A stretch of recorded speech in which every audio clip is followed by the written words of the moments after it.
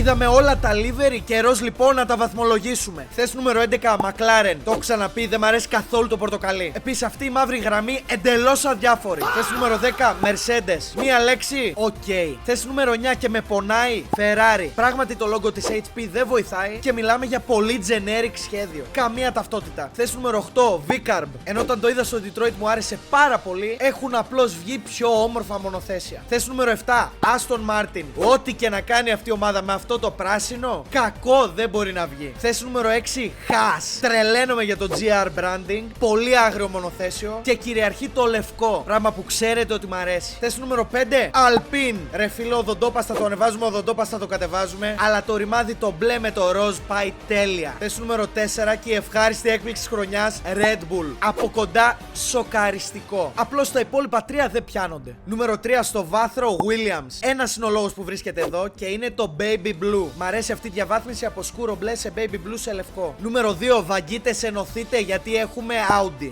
Ναι, θυμίζει McLaren του 2007, 2008, 2009 και ούτω καθεξής. Όταν το πρώτο είδα, το δεύτερο χρώμα μου έμοιαζε πιο πολύ για πορτοκαλί αντί για κόκκινο και ήθελα πολύ κόκκινο. Τελικά όταν το είδα στην πίστα έμοιαζε πιο πολύ προς το κόκκινο. Είναι πανέμορφο. Θέση νούμερο 1. Ερωτεύτηκα. Cadillac, πάρε τα λεφτά μου. Θέλω μινιατούρα αυτού του μονοθεσίου. Μαγικό κόνσεπτ επίσης ότι το ένα προφίλ είναι διαφορετικό από το άλλο.